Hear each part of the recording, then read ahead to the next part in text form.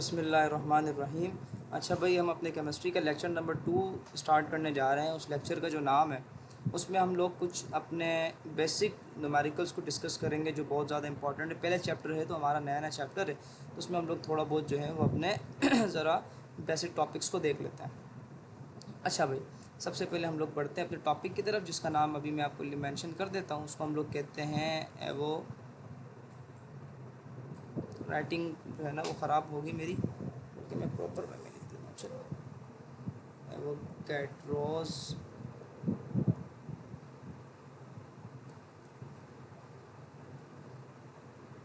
Number, सही है। बस को राइटिंग को थोड़ा नेगलेक्ट कर लो यार, बस देख लो, मैं पढ़ा रहा हूँ, बस पढ़ाई पे फोकस करो, समझने में फोकस करो। एवोगैड्रोस नंबर क्या होता है? एवोगैड्रोस नंबर दरअसल बेटा, एवोगैड्रोस जो था वो एक साइंटिस्ट का नाम था। एवोगैड्रोस ने अपने नाम से ही एक लॉ मुतारिफ़ करवाया जिसको उसने एवोगैड्रोस का नाम दिया। याद रखना, एवोगैड्रोस का जो सिंबल होता है वो ये होता है Na, सही है। ए इसके नीचे होता है, वो भी कैपिटल, ये याद रखना, Na, ठीक है। अच्छा, अब क्या है, एवोगैड्रोस जो है वो दरअसल हमारे पास क्या होता है 6.02 10 की पावर 6.02 10 की पावर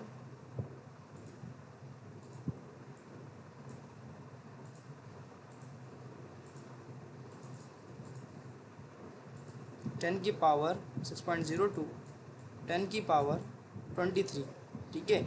ये एवोगैड्रोस नंबर था, ये याद रखना है। एवोगैड्रोस ने हमें बताया था कि किसी भी चीज़ का अगर हम एक मोल लेते हैं, ठीक है, हम किसी भी चीज़ का क्या लेते हैं, एक मोल लेते हैं, तो वो एक मोल के अंदर पार्टिकल की जो तादाद होगी वो 6.02 10 की पावर 23 पार्टिकल्स उसके अंदर क्या होंगे, मौजूद होंगे। मैं मिसाल दे दूं आपको कि मेरे पास एक गिलास पानी है, मुझे ये गिलास पानी है मेरे पास एक, ठीक है। मुझे नहीं पता कि उस एक गिलास पानी के अंदर वाटर पार्टिकल कितने हैं, यानी कितने वाटर के पार्टिकल मिलकर वो एक गिलास पानी का बना रहे हैं, ठीक है। उसमें इतना जो है ना पानी मौजूद है, जितना पानी उसमें आ रहा है। मुझे इस चीज़ के बारे में इल्म नहीं है, ठीक है। मैं क्योंकि पार्टिकल्स को गिन नहीं सकता, मैं पार्टिकल्स को देख नहीं सकता, मैं गिन नहीं सकता।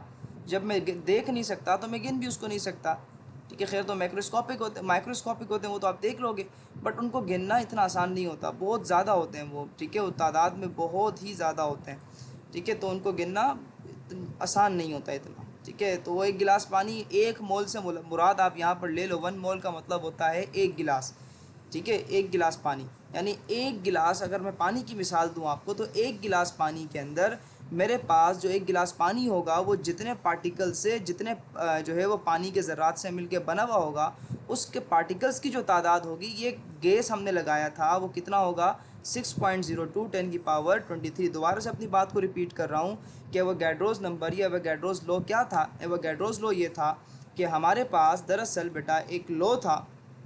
वो लो हमें क्या बताता है, वो लो हमें ये बताता है कि हमारे पास जितने भी किसी भी चीज़ का अगर आप एक मोल लेते हैं, किसी भी चीज़ का क्या लेते हैं, अगर आप एक मोल लेते हैं, तो उस एक मोल के अंदर पार्टिकल्स की जो तादाद होगी, एक मोल के अंदर पार्टिकल्स की जो तादाद होगी वो किसके बराबर होगी, 6.02 10 की पावर 23 पार्टिकल्स के बराबर होगी, ठीक है। किसी भी चीज़ का अगर आप एक मोल ले रहे हैं तो ये बात याद रखिएगा, ठीक है। किसके बराबर हो, ये पॉइंट आप लोगों ने क्या करना है, याद रखना है, ये भूलिएगा मत, ये आपके जहन में रहना चाहिए। क्लियर है? यहाँ तक अगर कोई सवाल, कोई क्वेश्चन हो तो आप मुझसे लाजमी पूछ सकते हैं। अच्छा भाई, आगे बढ़ते हैं, चलें। अगले स्टेप के अंदर वो मैं आप बताता हूँ आपको, दोबारा से एक दफ़ा मैं रिपीट कर रहा हूँ कि किसी भी चीज़ का अगर हम एक मोल ले रहे हैं, तो उस एक मोल के अंदर जो पार्टिकल की तादाद होगी, यानी वो एक मोल सब्सटेंस जितनी चीज़ों से मिलकर बना हुआ होगा, वो कितनी कितनी चीज़, कितने पार्टिकल से मिलकर बना हुआ होगा, 6.02 10 की पावर 23 पार्टिकल से मिलकर बना हुआ होगा। ये बात याद रखिएगा, सही है बेटा।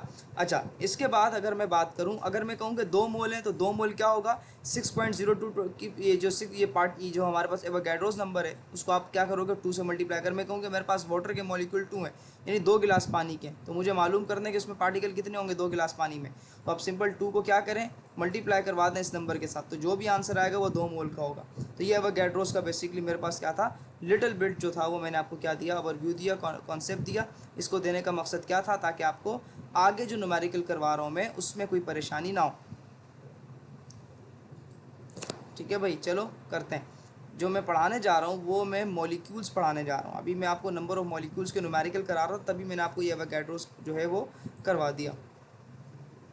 अच्छा भाई, चलें, मेरे पास एक क्वेश्चन है। फॉर सपोज वो कहता है कि calculate the number of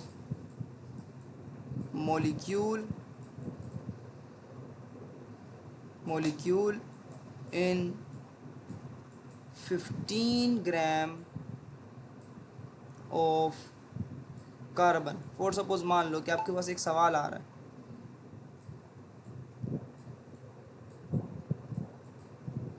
data बनाते हैं।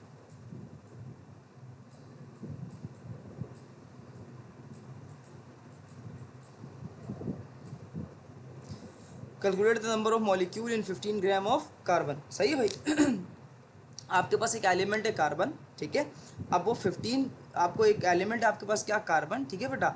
अब उस कार्बन का आपने क्या निकालना है, नंबर ऑफ मॉलिक्यूल निकालना है। सबसे पहले आप क्या करोगे, आप डेटा बना लोगे। क्या भाई, डेटा के अंदर आपको क्या दे रहा है, सबसे पहले 15 ग्राम। 15 ग्राम का क्या मतलब है, वो आपको क्या दे रहा है, ग्राम किसको कहते हैं, मास को कहते हैं, मास ऑफ कार्बन। कार्बन का मास कितना दे रहा है भाई, 15 ग्राम, ठीक है। सही है, ये बात याद रखना।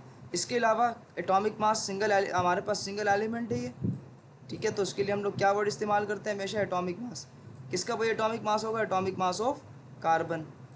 भाई कितना एटॉमिक मास ऑफ कार्बन मेरे पास बेटा, वो होता है 12 के बराबर, ठीक है। अब यहाँ पर नंबर ऑफ मॉलिक्यूल का जब भी सवाल होगा, याद रखना उसमें एवोगैड्रो का कॉन्सेप्ट ज़रूर लगेगा, ठीक है। ये बात याद रखना। तो एन ए मैंने यहाँ पर लगाया, और एन ए के बाद मैंने क्या लगाया, 6.02 10 की पावर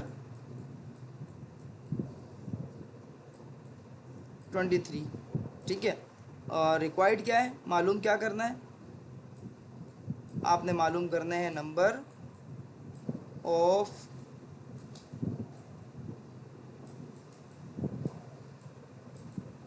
मॉलिक्यूल। क्या मालूम करना है, नंबर ऑफ मॉलिक्यूल आपने क्या करना है भाई, फाइंड आउट करना है। सही है। अच्छा, राइटिंग थोड़ी बहुत गंदी आपको लग रही होगी, थोड़ा इसको देख लीजिएगा, समझने की कोशिश कीजिएगा कि आपको शायद समझ आ जाए, ठीक है बेटा।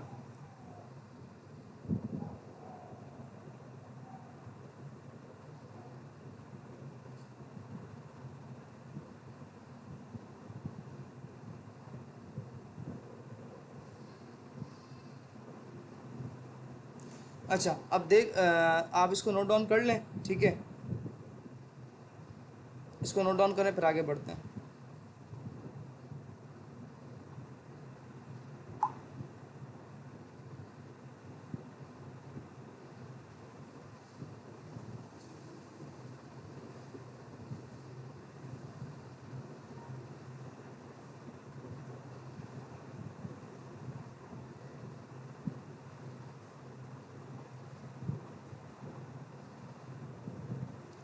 अच्छा चलें, आपने स्क्रीनशॉट या वो कर लिया होगा, नोट डाउन कर लिया होगा।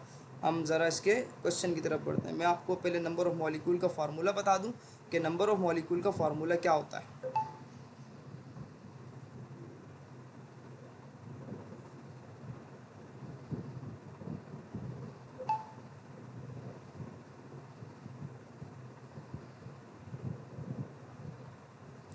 ठीक है, सॉल्व करते हैं।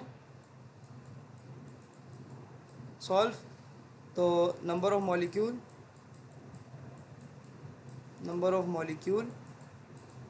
वो किसके बराबर होता है, number of mole multiply by Avogadro. ये याद रखना, ये फार्मूला होता है नंबर ऑफ़ मॉलिक्यूल का, ये अपने जहन में बिठा लो।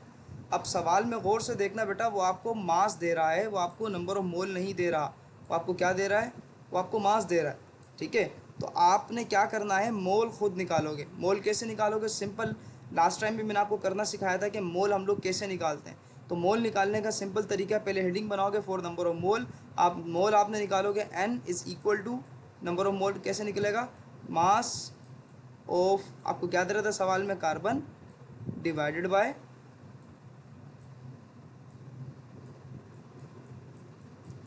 Atomic mass of carbon. ठीक है भाई।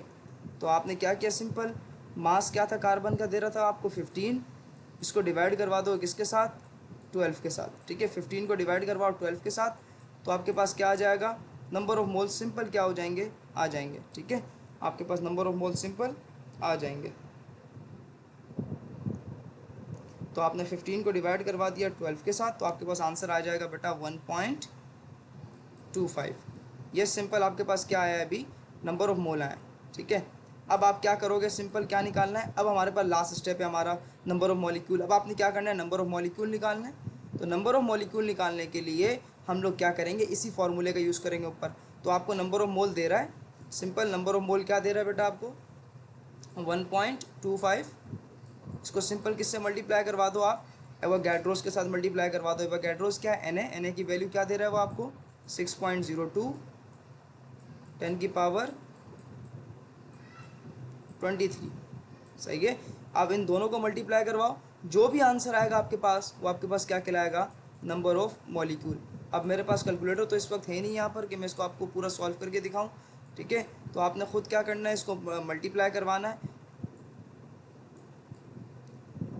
और फिर मुझे आंसर दिखाने हैं कि आपके पास इसको मल्टीप्लाई करवाने के बाद आंसर क्या आ रहा है। मुझे लाजमी अपना अपना आंसर जो है वो बताइएगा। तो आपके पास क्या आएगा भाई इसका आंसर, वो आपने खुद बताना है मल्टीप्लाई करवाने के बाद, ठीक है। तो जब भी याद रखना, सवाल वो गौर से पढ़ना। अगर तुम्हें सवाल के अंदर वो मास लिख कर तुम्हें दे रहा है, अगर तुम्हें सवाल में वो क्या लिख कर दे रहा है, सिंपल मास तुम्हें लिख कर दे रहा है, जैसे यहाँ पर इसने 15 ग्राम आपको लिख कर दिया है, तो आप ये इतना बड़ा चौड़ा काम करोगे कि पहले नंबर ऑफ मोल निकालोगे, नंबर ऑफ मोल निकालने के बाद नंबर ऑफ मॉलिक्यूल निकालोगे, सही है। ये आप तब करोगे जब आपको सवाल में क्या दे रहा होगा, आपको दे रहा होगा मास, ठीक है, ये याद रखना। लेकिन अगर सवाल में तुम्हें मास नहीं दे रहा, डायरेक्ट नंबर ऑफ मोल दे रहा है, तो आपने बस ये वाला स्टेप करना है, ठीक है।